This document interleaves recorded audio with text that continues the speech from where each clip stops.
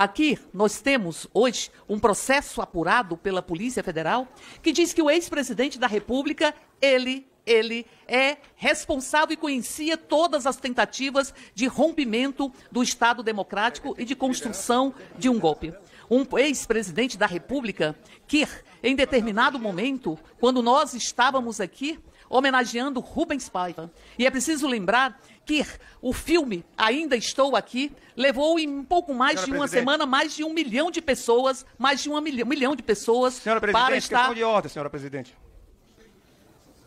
Questão de ordem, senhora presidente. Artigo 95, combinado com 175, inciso 1 e 5. Estou agregando o tempo da maioria. Do regime. Como eu lhe pedi. Não, é discussão, não é discussão? É o tempo de discussão dele aqui. Que passou a parte para ela. Presidente, eu lhe solicitei agregar o tempo da maioria. Tá certo, ela tinha me solicitado, deputado Éder. E o Bacelar deu uma parte, ela vai seguir a parte e daí vai agregar o tempo de liderança. Sim, então, fora o tempo da liderança, como ela está numa parte, ainda cabe a questão de ordem. Não pode ser durante, não pode interromper a fala do orador. Peço que aguarde, deputado Éder. Por gentileza. Deputado Éder. Perfeito. É porque a verdade, ela dói. Ela dói. Para aqueles que estão acobertando uma tentativa de assassinato político, que nos lembra, deputado Patrus, que esta ausência de luto da própria ditadura, que se expressa com as novas formas, também se expressa com as velhas formas. É como se houvesse o retorno das fardas de um segmento das Forças Armadas. E eu digo um segmento, porque foram representantes destas forças, de duas delas, que impediram que nós tivéssemos um golpe aqui. Mas essas velhas fardas, daqueles que torturaram, daqueles que mataram, inclusive, Rubens Paiva, que mataram Rubens Paiva e tantas outras pessoas no Brasil em função das suas próprias ideias, e assassinaram. Estas fardas estão sujas do sangue, o sangue de brasileiros e brasileiras que ousaram enfrentar as botas e baionetas literais para poder defender a própria democracia. E nós temos na rede social do neto de Rubens Paiva, Chico Paiva Avelino, que diz, em 2014, a Câmara fez uma tocante homenagem ao meu avô Rubens Paiva, inauguraram um busto com a sua imagem em função de sua incessante luta pela democracia. Minha família foi em peso, emocionadas, minha mãe e minha tia fizeram lindos discursos e no meio de um deles fomos interrompidos por um pequeno grupo que veio se manifestar. Era Jair Bolsonaro.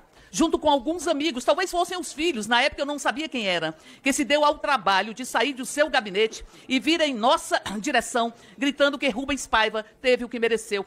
Comunista desgraçado, vagabundo era o que falavam, e ao passar por nós, deu uma cusparada no busto de Rubens Paiva. Nós estamos falando desta pessoa, que tentou articular e que esteve conhecendo todas as tentativas de rompimento democrático, de acabar com o Estado democrático de direito, que nós estamos vendo a cada dia que passa uma profunda, como se esmeraram na crueldade a ser estabelecida contra o voto popular. E aqui esta comissão e aos adeptos, talvez os sabujos que entregam seus mandatos para serem pisoteados pelo arbítrio, se calam acerca disso e querem avançar sobre os direitos das mulheres. E os fascistas não podem fazer com que o povo esqueça que nós tivemos os quartéis sendo ocupados, à frente dos quartéis sendo ocupados por pessoas que pediam a intervenção militar.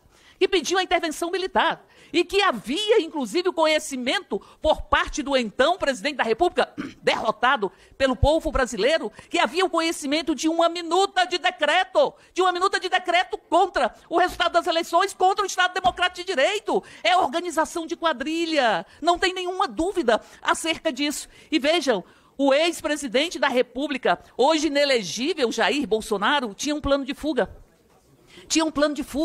Buscava articular o próprio golpe e na perspectiva ou na possibilidade do golpe fracassar, ele fugiria. Tinha um plano de fuga para deixar as outras pessoas responderem pelos atos organizados por ele mesmo. Ou alguém aqui se esquece do dia 7 de setembro, quando ele disse é tudo ou nada, ou seja, estava ali construindo as condições para atacar o próprio Supremo Tribunal Federal e atacar os princípios básicos da própria democracia. Quem age com relação a Rubens Paiva, da forma que ele agiu enquanto deputado, justifica o seu afã de desrespeitar a vontade popular e de se impor, usando-se de fardas ou de outros instrumentos de assassinatos políticos, inclusive, se impor contra a vontade do povo como o representante ou na presidência da República. Então, portanto, nós estamos vencendo um momento muito grave do Brasil.